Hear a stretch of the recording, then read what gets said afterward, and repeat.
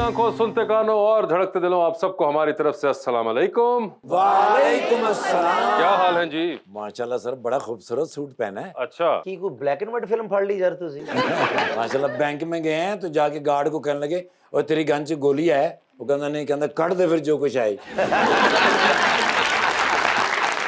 लीजिए फिर बुलाते हैं अपने आज के पहले मेहमान को। पाकिस्तान पीपल्स पार्टी के एमपीए रह चुके हुए, पंजाब असेंबली के अंदर लास्ट 3 दफा, और इसके साथ ही साथ सेक्रेटरी जनरल है central Punjab Pakistan Peoples Party के भी, जनाब Syed Hasan Murtaza.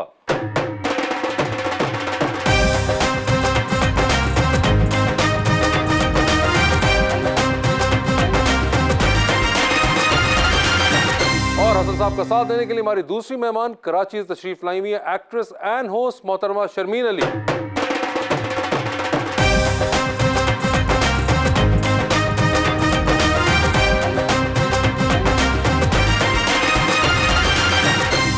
Welcome to the show जी। आज मेरे फेवरेट सियासतदान तशरीफ लाए हैं जी चिन्योट से, और मैं अक्सर असम्बली में देखता हूँ सर, हम यहाँ हंसाते हैं, ये वहाँ हंसाते हैं, और शेर बिल्कुल इनकी शख्सियत के ऐन मुताबिक है सर। सियासत में कोई मैल न दिल में कोई खोट, जुबान भी जिनकी मीठी और मीठा शहर चिन्योट, मुश्किल में भी जना छोड़ा जमहूरियत का रास्ता, गपशप में आ गए हैं जनाब सैयद हसन मुर्तजा।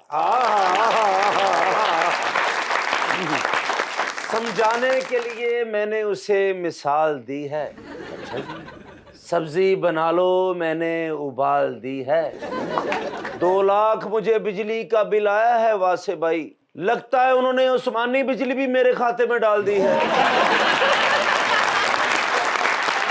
हसन साहब, क्या हाल चाल है आपके? सर खैरियत जी, बहुत शुक्रिया। खैरियत से हैं। वैसे ये जो आखिरी वाले शेर में एक गिला है, ये तो आजकल बहुत सुनने को मिल रहा होगा। बिल्कुल ये जायज़ गिला है जी, और मेरे ख्याल में मैं भी इस मामले में इनके साथ हूँ। मैं सबसे पहले तो वास साहब आपको और आपकी टीम को लोटा होने पे मुबारकबाद देता हूँ।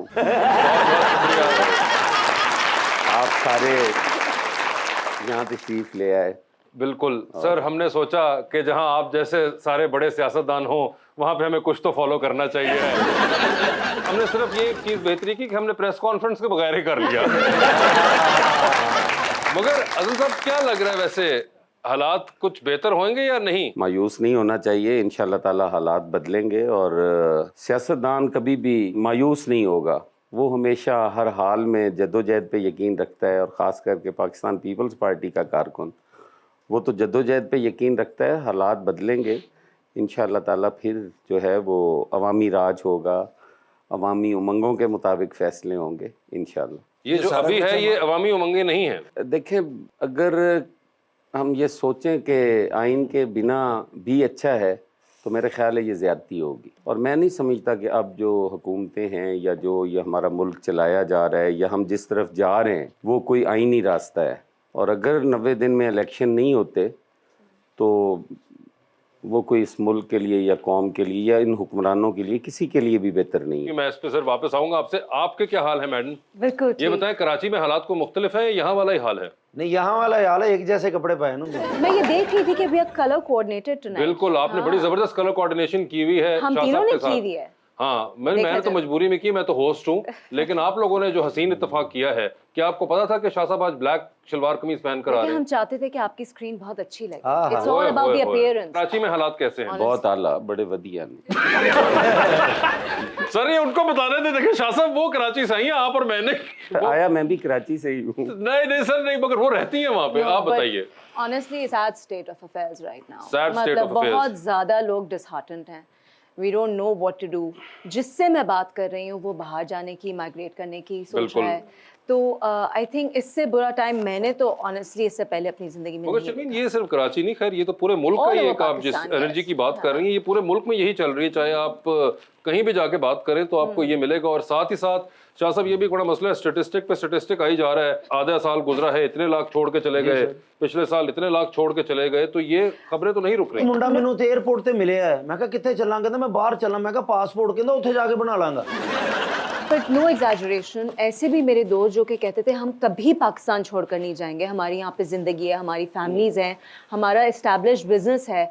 मुझे कल रात को पता चला, जो कि मेरे लिए एक बहुत बड़ा शौक था, even they are now moving. किसी का भी गुजारा हो ही नहीं रहा है मुल्क में, इतनी महंगाई हो गई है, इतना मुश्किल हो गया on a daily basis to survive with petrol की जो प्राइस हाइक है and the electricity tariff, it's ridiculous.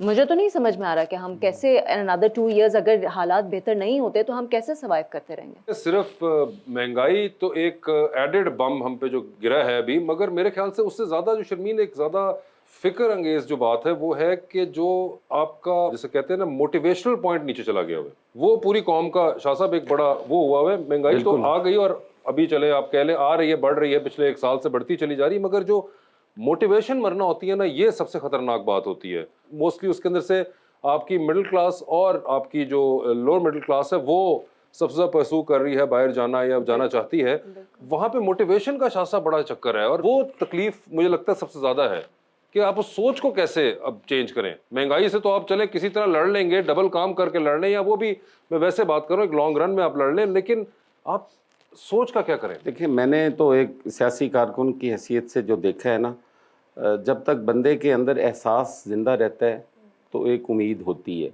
हमारे अंदर एहसास ही ख़त्म होता जा रहा है। अब आप किसी को भी देख लें, कोई बड़ा बिजनेसमैन है, कोई छोटा है, कोई दिहाड़ीदार है, कोई मज़दूर है, सिवाय गमे रोज़गार के उसको कोई गम ही नहीं है, वो कोई सोच ही नहीं है, कोई फ़िक्र ही नहीं है। वो बेचारा सुबह उठता है और वो ये सोच रहा होता है कि मैंने बच्चों के लिए खाना कहाँ से लाना है। अगर आप एक दिन प्रोटेस्ट पे चले जाते हैं ना, आपका महीने का बजट डिस्टर्ब हो जाता है, आप उसको कवर ही नहीं कर सकते। तो ये जो एहसास ख़त्म होता जा रहा है सर, ना, एहसास को समझना चाहिए, क्योंकि एहसास भी कभी बहू थी।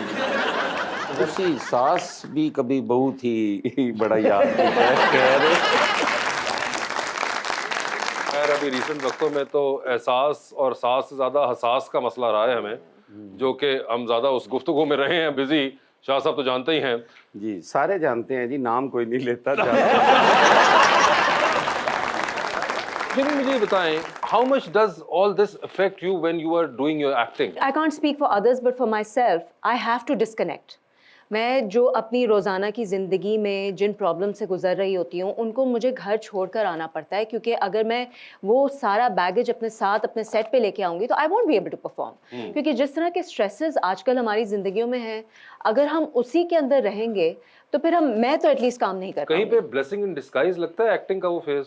एब्सोल्युटली, ऑफ कोर्स, बिल्कुल, मेरे लिए तो बहुत बड़ा गेट अवे है। कि आप कहीं पे अपने आप को डिस्कनेक्ट कर सकते हैं कि मैं ये कैरेक्टर हूँ और बिल्कुल, मेरा कोई ताल्लुक नहीं है। इट्स एन एस्केप, जो कि एक नॉर्मल इंसान के लिए अपनी नॉर्मल जिंदगी में एस्केप बिल्कुल मुश्किल है, क्योंकि वो काम पे भी जा रहा है तो उसको घर की टेंशन है। हमें एज एन एक्टर ट्रेनिंग नहीं भी दी गई हो तो हमें खुद सीख लेते हैं ओवर टाइम कि हमें कैसे ये स्विच ऑफ करना है अपना ब्रेन